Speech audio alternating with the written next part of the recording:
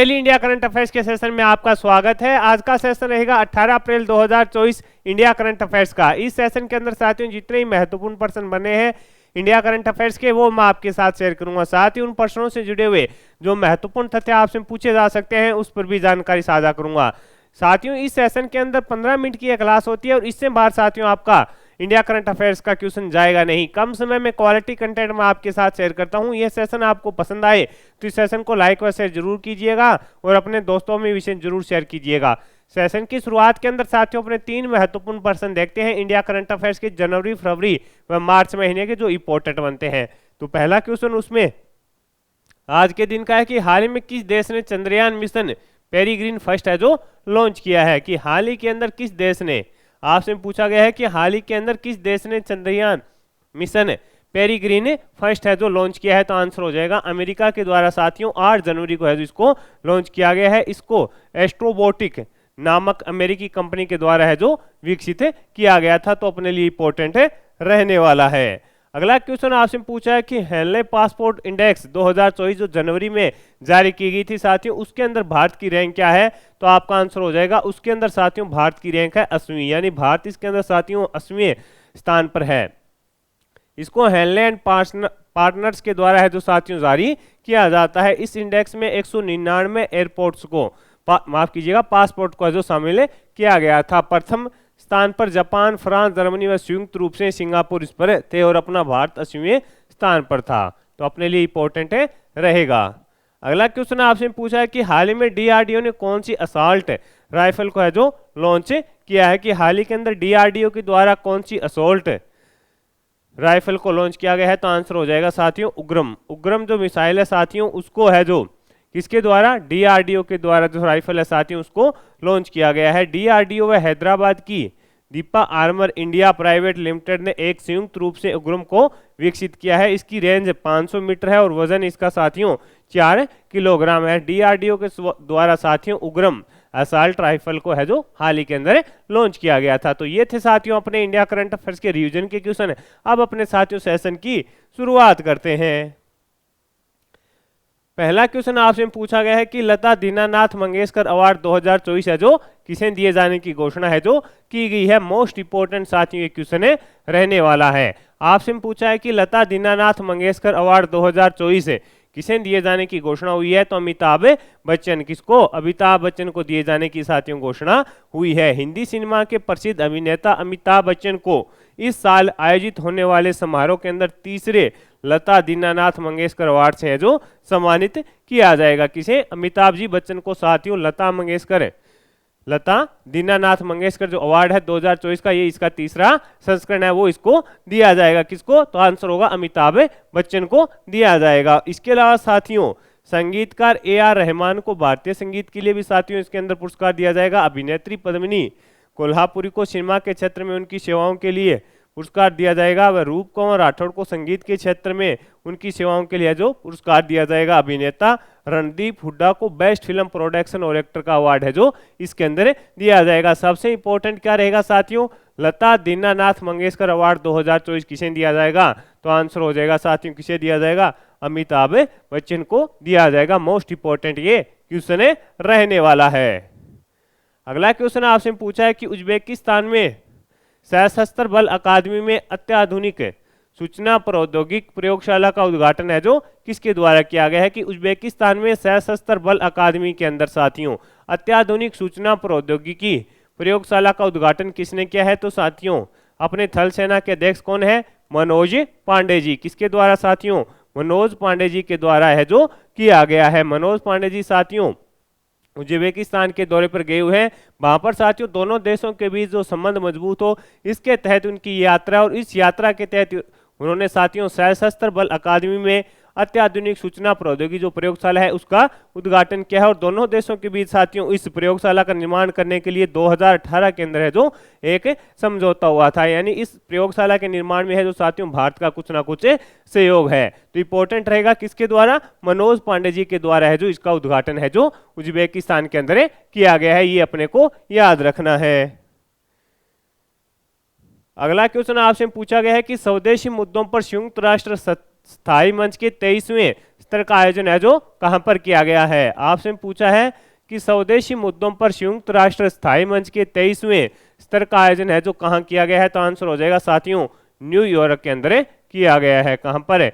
New York के अंदर साथियों इसका स्थायी है जो संयुक्त राष्ट्र स्थायी मंच के 23वें स्तर का आयोजन है जो कहां किया गया है, न्यूयॉर्क के अंदर किया गया है। स्वदेशी मुद्दों पर संयुक्त राष्ट्र स्थायी फोरम इसका 23वां संस्करण था साथियों। इसमें अंदर स्वदेशी लोगों के अधिकारों पर संयुक्त राष्ट्र की घोषणा के संदर्भ में स्वदेशी लोगों के आत्मनिर्णय के अधिकार को बढ़ाना इसका प्रमुख उद्देश्य था। स्वदेशी की आवाज पर जोर विषय पर साथियों केंद्रित ये था। और कब से कब? तो साथियों 15 से 26 अप्रैल तक है जो इसका आयोजन है जो न्यूयॉर्क के अंदर किया जा रहा है। 15 से 26 अप्रैल न्यूयॉर्क शहर के अंदर इसका आयोजन है जो किया जा रहा है। यानी जो स्वदेशी लोग हैं साथियों उनकी आवाज पर जोर है, इस विषय पर साथियों संयुक्त राष्ट्र स्थायी मंच के 23वें स्तर का आयोजन है जो न्यूयॉर्क के अंदर किया जा रहा है 15 से लेकर 26 अप्रैल तक। ये अपने को याद रखना है। अगला क्वेश्चन आपसे पूछा गया है कि खेलो इंडिया एनटीपीसी राष्ट्रीय रैंकिंग तीरंदाजी प्रतियोगिता में रजत पदक है जो किसने जीता है। आपसे पूछा है कि खेलो इंडिया एनटीपीसी राष्ट्रीय रैंकिंग तीरंदाजी प्रतियोगिता में रजत पदक है जो किसने जीता है, तो आंसर हो जाएगा साथियों शीतल देवी के द्वारा। किसके द्वारा साथियों? शीतल देवी के द्वारा है जो साथियों इसके अंदर रजत पदक जीता गया है। एशियाई पैरा खेलों की स्वर्ण पदक विजेता साथियों कौन है? शीतल देवी ने खेलो इंडिया एनटीपीसी राष्ट्रीय रैंकिंग तीरंदाजी प्रतियोगिता में साथियों रजत पदक जीता है। और स्वर्ण पदक जीता है साथियों हरियाणा की एकता रानी ने। किसने? हरियाणा की है जो कौन साथियों? एकता रानी। हरियाणा की एकता रानी ने इसके अंदर है जो क्या जीता है? स्वर्ण पदक जीता। और जम्मू कश्मीर की साथियों शीतल देवी ने इसके अंदर क्या जीता है? रजत पदक है जो जीता है। तो अपने लिए इंपॉर्टेंट है क्वेश्चन साथियों ये रहने वाला है। अगला क्वेश्चन आपसे पूछा है कि नेपाल में भारतीय दूतावास द्वारा विक्रम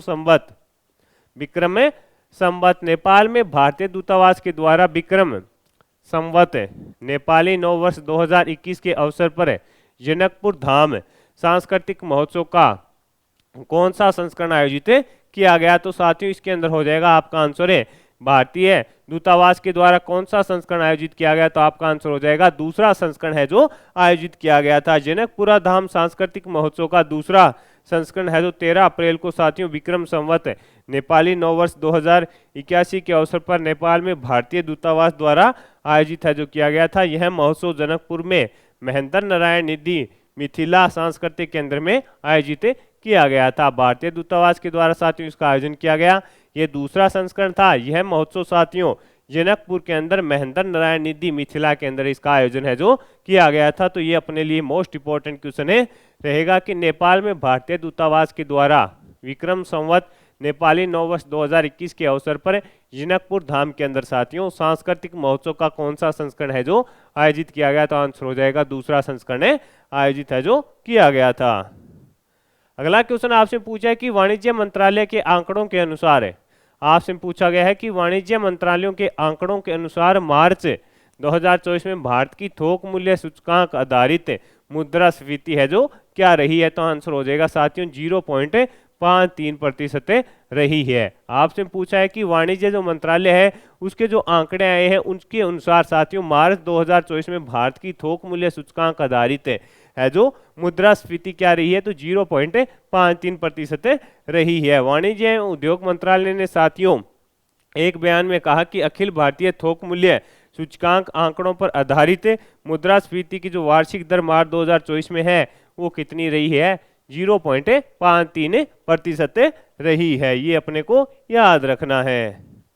अगला क्वेश्चन आपसे पूछा है कि महिंद्रा सस्टेन ने कहां पर 1200 करोड़ हाइब्रिड नवीनीकरण ऊर्जा परियोजना शुरू की है। आपसे पूछा है कि महिंद्रा सस्टेन ने कहां पर 1200 करोड़ की हाइब्रिड नवीनकरण ऊर्जा परियोजना शुरू की है, तो आंसर हो जाएगा साथियों महाराष्ट्र के अंदर है जो महिंद्रा के द्वारा साथियों 1200 करोड़ रुपए की योजना शुरू की गई है। महाराष्ट्र में 1200 करोड़ की परियोजना के साथ महिंद्रा सस्टेन का हाइब्रिड नवीकरणीय ऊर्जा के अंदर साथियों प्रवेश हो चुका है। इसके अंदर साथियों 101 मेगावाट तो पवन ऊर्जा होगी और 52 मेगावाट है सौर क्षमता को मिलाकर 460 मिलियन KWH स्वच्छ ऊर्जा उत्पादन करना, यानी 460 मिलियन किलोवाट स्वच्छ ऊर्जा उत्पादन करना इसका उद्देश्य रहने वाला है। कहां पर? तो महाराष्ट्र के अंदर कितने 1200 करोड़ की ये परियोजना है, अपने को याद रखना है। इसके अंदर साथियों 101 मेगावाट पवन और 52 मेगावाट है जो सौर क्षमता है, उन दोनों को मिलाकर 460 मिलियन केडब्ल्यू सौर से ऊर्जा उत्पादन करता है, ये अपने को याद रखना है। केंद्र सरकार की ग्रीन क्रेडिट योजना को लागू करने में कौन सा राज्य है जो शीर्ष पर है, कि केंद्र सरकार की ग्रीन क्रेडिट योजना को लागू करने में कौन सा राज्य शीर्ष पर है, तो आंसर हो जाएगा साथियों मध्य प्रदेश। कौन सा? मध्य प्रदेश इसके अंदर साथियों शीर्ष राज्य है, ये अपने को याद रखना है। केंद्र की ग्रीन क्रेडिट प्रोग्राम को लागू करने में मध्य प्रदेश अग्रणी राज्य है। जीसीपी ने पिछले 2 महीनों में 10 राज्यों में साथियों 4980 हेक्टेयर को कवर करते हुए 500 से अधिक भूमि पार्सल में वृक्षारोपण को मंजूरी दी है, और जिससे मध्य प्रदेश के अंदर कितना है 954 हेक्टेयर है। मध्य प्रदेश के अंदर कितना है 954 हेक्टेयर है। तो अपने लिए इंपॉर्टेंट रहने वाला है कि केंद्र सरकार की ग्रीन क्रेडिट योजना को लागू करने में कौन सा राज्य शीर्ष पर है, तो आंसर हो जाएगा मध्य प्रदेश इसके अंदर शीर्ष पर है, और कितना 954 हेक्टेयर के साथ वो शीर्ष स्थान पर बना हुआ है।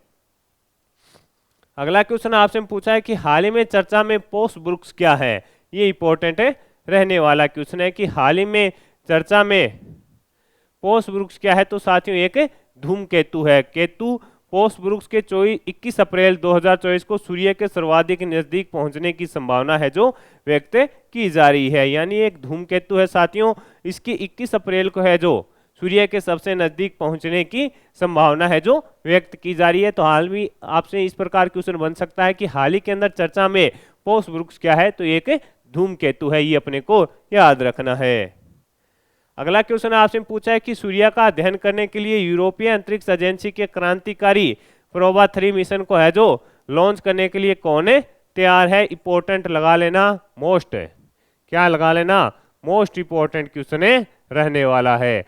आपसे पूछा है कि सूर्य का अध्ययन करने के लिए यूरोपीय अंतरिक्ष एजेंसी के क्रांतिकारी प्रोबा 3 मिशन को लॉन्च करने के लिए कौन तैयार है, तो साथियों इसरो है जो तैयार है, और सितंबर 2024 के अंदर है जो साथियों इसको लॉन्च किया जाएगा। सूर्य का अध्ययन करने के लिए ESA का प्रोबा 3 जो मिशन है इसरो के द्वारा लॉन्च किया जाएगा। अत्याधुनिक अंतरिक्ष प्रौद्योगिकी के क्षेत्र में साथियों ये एक उल्लेखनीय उपलब्धि है भारत के लिए, और इसको कब सितंबर 2024 के अंदर है जो लॉन्च किया जाएगा। अगला क्वेश्चन आपसे पूछा गया है कि मेनिनजाइटिस रोग के लिए टीका लगवाने वाला पहला देश कौन सा बना है। मेनिनजाइटिस रोग के लिए टीका लगाने वाला पहला देश कौन सा बना है, तो आंसर हो जाएगा साथियों नाइजीरिया। कौन सा बना है, नाइजीरिया साथियों पहला देश इसके अंदर बना है। नाइजीरिया मेनिनजाइटिस के खिलाफ क्रांतिकारी नया मैन 5CV, ये इंपॉर्टेंट है, इसका नाम भी याद रखिएगा। कौन सा होगा, मैन 5CV है, टीका पेश करने वाला दुनिया का पहला देश है जो बन गया है। यह टीका इस बीमारी के 5 प्रकार से बचाव करता है। ये साथियों अपनी रीढ़ की हड्डी में है जो कुछ सूजन आने की वजह से ये बीमारी हो जाती है, और इसको रोकने के लिए साथियों नाइजीरिया के द्वारा मेनिनजाइटिस रोग है, इसको रोकने के लिए मैन 5C जो टीका है उसको है जो उसने शुरू कर दिया है, और ये पहला देश है जो बन गया है। अगला क्वेश्चन आपसे पूछा है कि किस वुमेन्स क्रिकेटर को Wisden leading cricketer in the world चुना गया है। किस वुमेन्स क्रिकेटर को Wisden leading cricketer in the world चुना गया है। नेट स्विकर ब्रंट को चुना गया है, ये इंग्लैंड की है। ऑस्ट्रेलिया के कप्तान पैट कमिंस और नेट साइबर ब्रंट को Wisden leading cricketer in the world से सम्मानित किया गया है। ट्रेविस हेड ने विजडन ट्रॉफी जीती है। हेली मैथ्यूज को T20 cricketer of the year इसके अंदर चुना गया है। तो इंपॉर्टेंट है, ये इंग्लैंड की है। और साथियों पैट कमिंस है जो आपको ही पता है कहाँ के, ऑस्ट्रेलिया के कप्तान है, और इनको चुना गया है। इसके अलावा साथियों ट्रेविस हेड को साथियों कौन सी ट्रॉफी मिली है, विजडन ट्रॉफी मिली है। और मैथ्यूज को साथियों हेली मैथ्यूज जो श्रीलंका की है, इसको T20 cricketer of the year चुना गया है। अगला क्वेश्चन आपसे पूछा है कि ग्लोबल फॉरेस्ट वॉच रिपोर्ट के अनुसार वर्ष 2001 से लेकर 2023 तक भारत में वृक्ष क्षेत्र में कितना वृक्ष क्षेत्र कितना कम हुआ है, तो आंसर हो जाएगा 2.33 million hectare. Global forest watch report के अनुसार 2001 से 2023 तक भारत में वृक्ष क्षेत्र में कितना प्रतिशत कम हुआ है, तो 2.33 बिलियन हेक्टर की साथियों कमी हुई है। कितनी? 2.33 बिलियन हेक्टर की।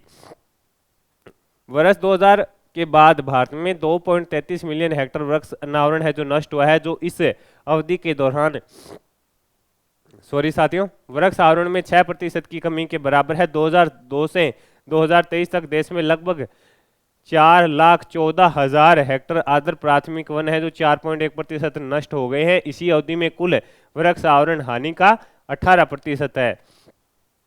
सबसे ज्यादा असम, मिजोरम, अरुणाचल प्रदेश और नागालैंड और मणिपुर हैं। ये भी अपने को थोड़ा याद रखना है।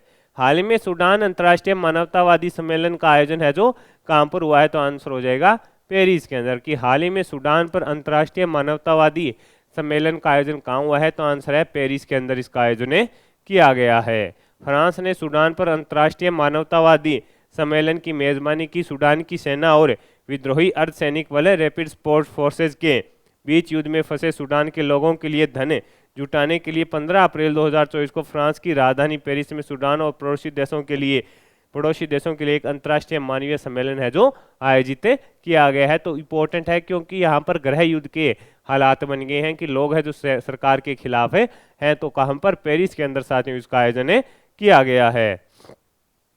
अगला क्वेश्चन आपसे पूछा है कि भारत पे के मुख्य कार्यकारी अध्यक्ष कौन बने हैं, तो आंसर होगा नलिन नेगी। भारत पे के मुख्य कार्यकारी अध्यक्ष कौन बने हैं, तो नलिन नेगी को बनाया गया है।